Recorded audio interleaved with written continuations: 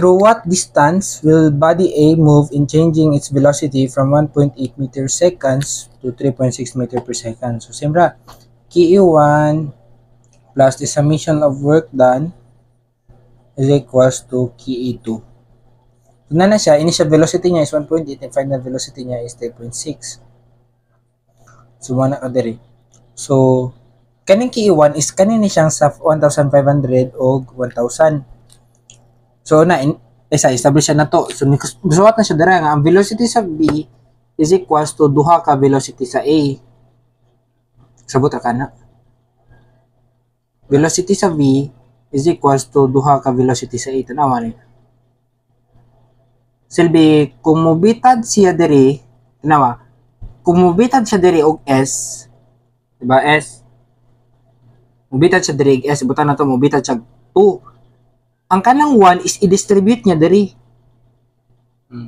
I-distribute niya diri mo nang katunga lang yung pagsakadara. So, kung establish niyo man siya nga S sa A is equals to S sa B S sa A is equals to S sa B over 2. Ana. Silbi. Ada dulu niya. Asa, dili kay ko explain. Ang mubitad ka dirig 2, then ang kaning 2 para musaka ni siya is dapat ma-equal man ning tupong. Silbi i-distribute niya ang 1 diri ba? So ang movement sa A, kung move si A og SA, ang movement ni B is SA over 2.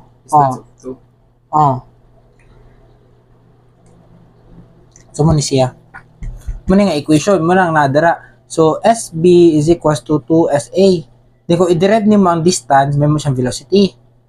I-derive niyo po ang distance, may mo siyang velocity. So, munang VB is equals to 2VA. Muna iyang kwadra. Idea. So, una is arita sa VA. Initial kinetic energy sa VA. So, 1/2 times 1,000 over 9.81 times na siya nga 1.8. Ha, kanong 1.8 is sa A na. So, 1.8 squared. Plus, ang kaning sa VB. So, 1/2 times 1,500 over 9.81 tanawa kani.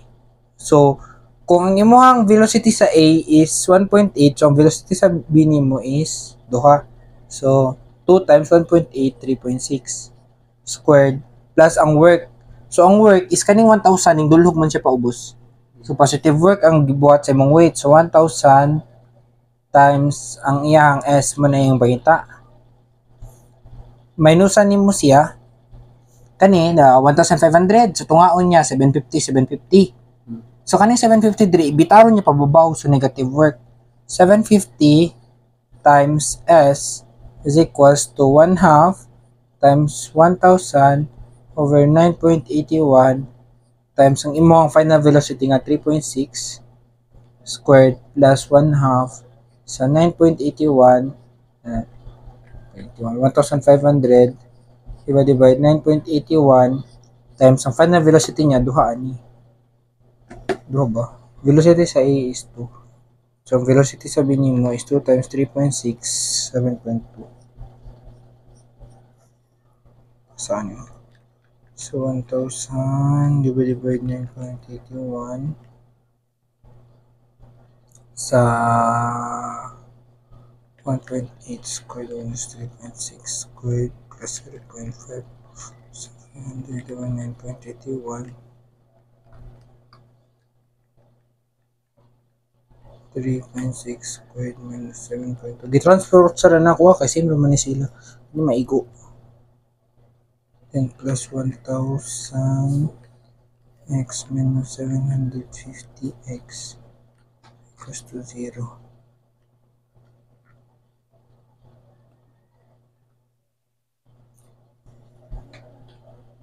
Ilugs mo 3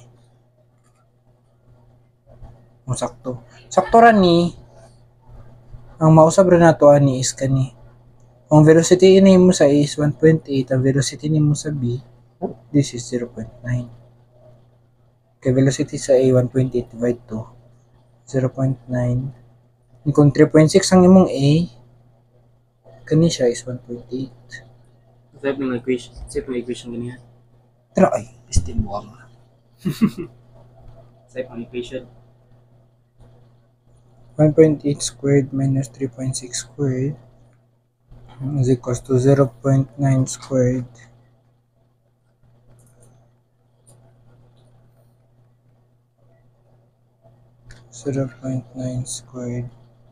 minus 1.8 squared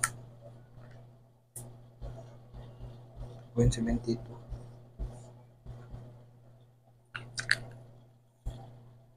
Kani ikaw ni sayop ni.